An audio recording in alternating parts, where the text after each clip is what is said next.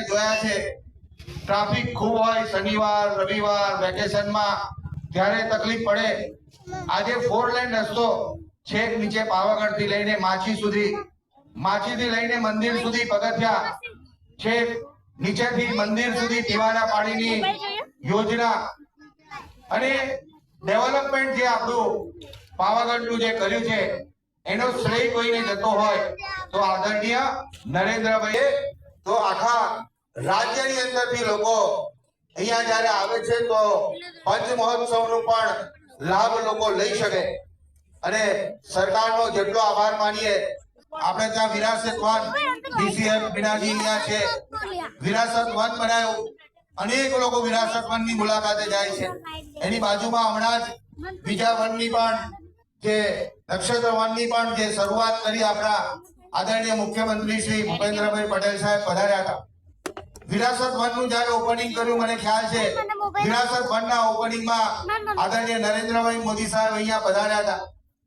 અને જે રીતે સરકારના બધા ડિપાર્ટમેન્ટ આપણો વિકાસના ચિંતા કરે છે.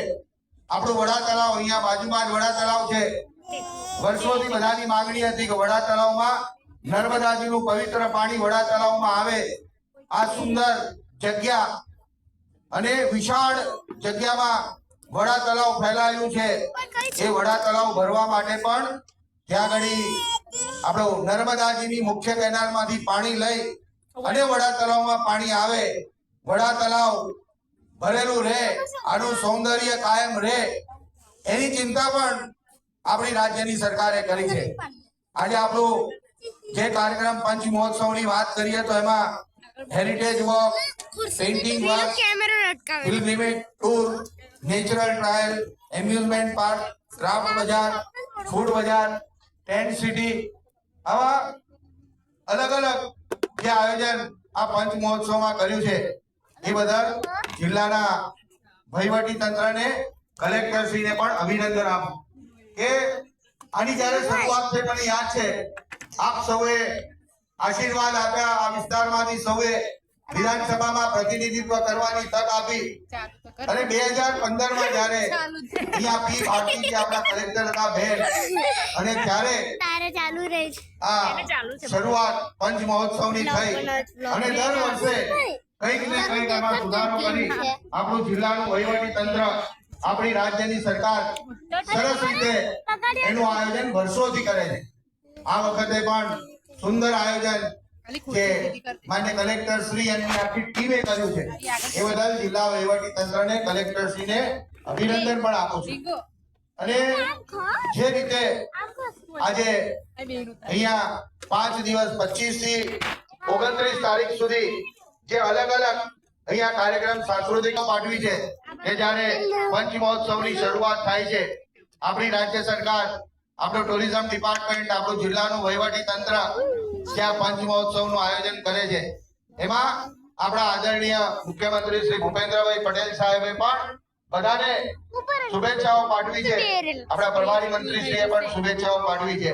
ત્યારે આ તબક્કે બીજું વધારે કહેતો નથી, પણ માતાજીની અસીમ કૃપા અહીંયા ઉપસ્થિત સૌની ઉપર વર્ષોથી છે. એવી અસીમ કૃપા માતાજીની સૌની ઉપર બની રહે અને માતાજીને આશીર્વાદથી આપના પ્રેરક અને પ્રાસંગિક ઉદ્બોધન માટે પંચ મહોત્સવ 2023 અંતર્ગત ઇન્ડિયન પોસ્ટ દ્વારા એક ટપાલ ટિકિટ પણ આજ રોજ મહાનુભાવોના વરદસ્તે આપણે વિમોચન કરવા જઈ રહ્યા છે. મહાનુભાવોને વિનંતી છે કે આપના કરકમલોથી મહાકાલી ટેમ્પલ અંતર્ગતની આ સ્ટેમ્પ ટિકિટ આપના કરકમલોથી વિમોચિત કરશો. સાથે assistant superintendent of post Prajapati સાહેબ પણ જોડાશે. ઇન્ડિયન પોસ્ટ દ્વારા નવી આ સ્ટેમ્પ ટિકિટનું વિમોચન આપણી વચ્ચે સમારોહના મહાનુભાવ